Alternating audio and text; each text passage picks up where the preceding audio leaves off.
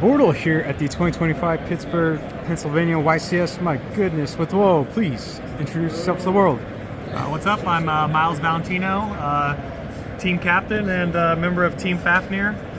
Also sponsored by Game Guys Entertainment. They're in Houston, Texas at Alameda Mall, so go check them out. There'll be a link in the description of this video, hopefully. And I just got 12th place at YCS Pittsburgh playing Maliss. I guess they call it Agnes or Maliss now. What made you decide to play that deck?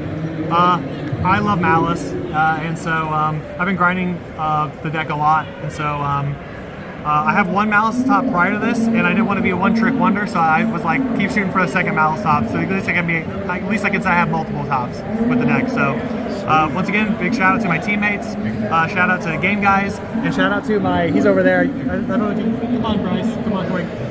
This is my deck building partner right here, Bryce. We build every deck together, and so this is my day one, ride or die. So let's get in the profile. Yeah, without further ado, please show us the top 16 goo.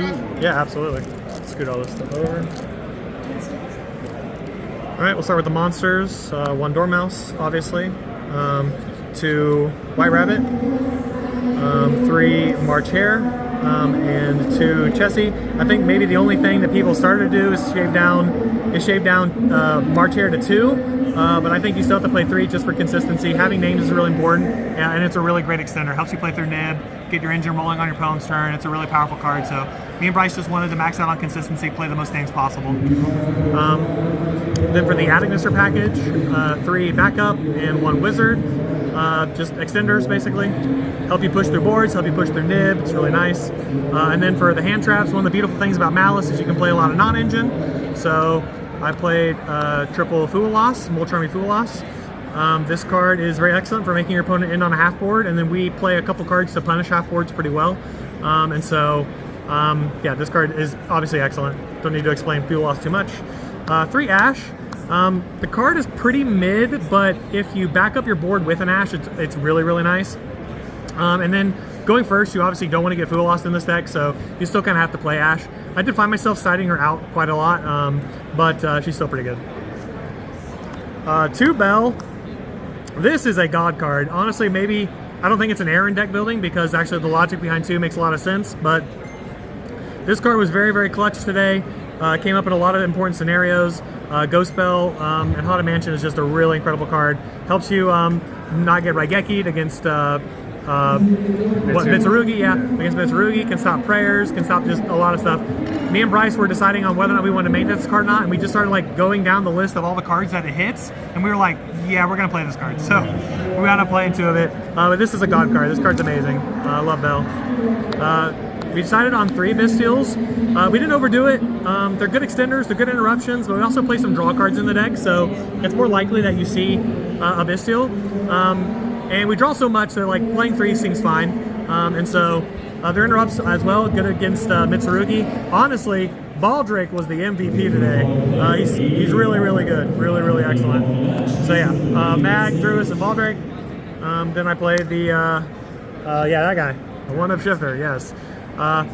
Yes, I did have a 100% win rate when this card resolved. I did only resolve it, I think, 3 times throughout all 14 rounds, so don't think I was just out here shifting people for easy dubs. So, but yeah, I do have a 100% win rate when this card resolves, so I did want to cut it. So once again, shout out to Bryce. He was like, you're playing it. So I played shifter. Then we played 3 Super Poly. This is another god card. Oh my god. It's really good against Yummy. You can make a card in the extra deck, Mud Dragon, and then it turns off their entire deck. All their interactions are gone because all their interactions target. So making a Mud Dragon against them, making Garura, setting it as an interrupt, board breaker. This card is very, very broken. So love Super Poly. More engine pieces, 2 copies of Underground, a Tattoo, so you play 2. We decided to play 2 Allure. We went back and forth on 3. It was actually one of the last decisions we made was to cut down to 2 for some other cards. And 2 actually felt pretty much perfect. It's a good side out. When you're going second, you can bring in some of our other, we have some 2-0s in our side deck, so it's just a clean swap allures for those cards. But Allure Doctor is great for pushing. Sometimes you just like high roll your opponent, you're like Allure, Chessie, Allure, and you draw like 7 cards during your turn. You have your hand full of hand traps and you just win the game on the spot. So very aggressive card. I love Allure. More copies of Underground basically. Terra and Gold Sark. Terraforming Gold Sark. The card you must play, and that I hate it when Maliss players hate on this card. This card is very clutch. I love Maliss in the Mirror. Generates so much advantage when you banish it with March Hare. It's a good interrupt. It's good for breaking boards. This card is very clutch. I love Maliss in the Mirror, so I'm not hating on this card ever. Yeah, so Maliss in the Mirror. And then another God card, Called by the Grave. Well, when you draw it, you probably win that game. So, and then for the last 4, 3 non-engine cards, 3 Impulse. Once again, just a big thing with one of my decisions to stick with Maliss was that I felt like Impulse was just like head and shoulders better than like any other non-engine card that you could be playing. It's just like an incredible. It protects your board, or protects your board when you're going into a board from nib that's broken. It stops like the Mitsu cards, ritual summoning. It's just a very clutch card. I think like that was probably the biggest decision on to stick with Maliss. Is like I was like, I'm not swapping Maliss because it's an Impulse deck. Card's broken. So, and then the last 2, we did not play TB11. The reason we didn't play TB11 is because me and Bryce are very like we're very adamant that this is a 2-card combo deck. So even though it has 1-card combos, all of the best ones that end on the biggest boards are 2-card combos, and TB11 loses to like every card in existence. So we just decided to stick to this. 06 is very clutch. I don't think you can cut that card. And obviously 07 is really broken. So yeah, so NTP 06 and NTP 07. Nice. What's the main account? 41s, maybe a little bit troll because we're playing Shifter, but if you do the math, it actually doesn't matter. So yeah, 41. Do you want extra or side? Oh, you need extra. Okay, so we'll do extra. We play 3 Super Poly targets, Secretarion Dragon, Garura, and Mud Dragon. Secretarion was the last second include for me. I wanted to play Dark Charmer, but I think Secretarion overall was way better because I expected to play against more Draco Tail. I played against 2 of them. I beat both my Draco Tail opponents, and one reason why I won one of those matches was because I was playing Secretarion. So I added Seal and Gulamel and put this guy on the board, and it just was, yeah, what are you going to do? Yeah. So very excellent. And like I said, Mud Dragons is really crazy against Yummies particularly. They can't bounce your guys with Surprise. They can't book your Moon your guys with the Book of Moon Yummy. They can't pop your guys with Cupsy. You basically just laugh at them when you have Mud Dragon on the field. So yeah, it's really crazy. But yeah. And then for the Link ones, another little debatable slot was Link Spider. I'll talk about that here in a second. Almirage, which I don't think you can cut now. Linger Evo and Link Disciple. A lot of people don't play this card because they play double Ling. I like Link Disciple because actually the light attribute for access code pop comes up a lot. This technically, Link Spider didn't come up a lot today. It did come up once when it mattered, so I'm happy I played it. But this could have been Dark and it would have been okay, but honestly I didn't miss Dark very much. And I think Link Spider's the right call just because Nib sucks. Like, it sucks to get Nib in this deck. And then I played a couple Link 2s, SP Little Knight, Haggard Lizardos, and Cyberus Wicked. All really good. I don't feel like you need more. Like I said, maybe if you want to cut Spider or Secretarion, although I think those cards are really clutch too. You can play Dark in this slot, or Dark as your fourth Link 2, but you never really need more than this. Honestly, I barely went Lizardos to this tournament. Then I played the 3 Link 3s, Red Ransom, White Binder, and Cryptor. All really broken. I mean, yeah, you know what it is. Cryptor is just an OTK machine. And then I played 1 Link 4 and 1 Link 5.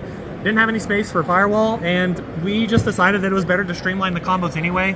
Going into Firewall a lot of times is just win more, and so we wanted to go for consistent combo routes that, you know, we don't need to add back a bunch of stuff. If you end on Allied Code with Cryptor and 07 with a couple hand traps in hand, you're usually fine. So Firewall seemed a little superfluous, like you don't need the card, you know what I mean?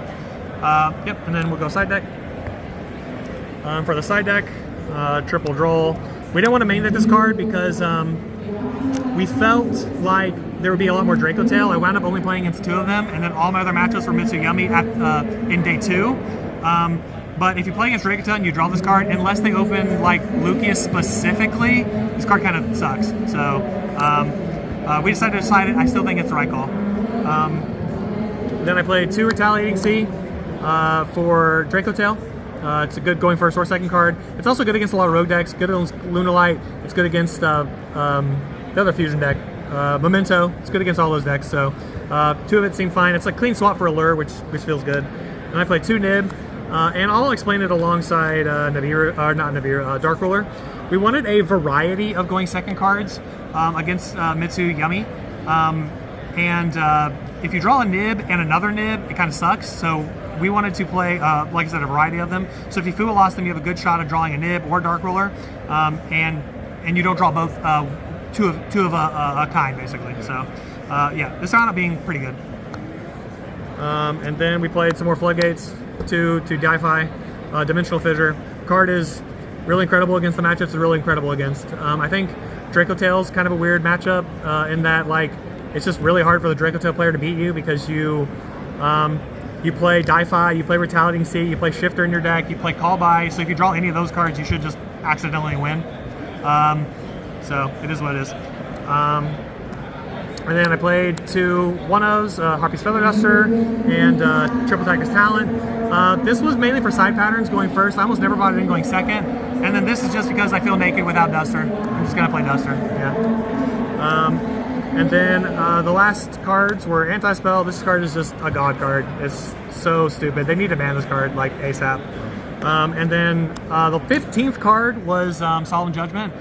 Me and Bryce went back and forth on what this 15th card should be. We decided because of siding patterns that another going first card was better than like another Retaliating Sea, but we were really close to playing a third Retaliating or a third Nib. Honestly, that wouldn't matter during the tournament. So I actually like Judgment. It actually clutched up a couple matches for me, so I was happy I played it. But yeah, so that's the deck profile. Sweet. Congrats again on getting 12th place, top 16. Thanks, bro. And make sure to check out the comment section down below so we can, plug in your check sponsors. out our sponsor. There you go. Until next time, everyone. Bortle out. Yep.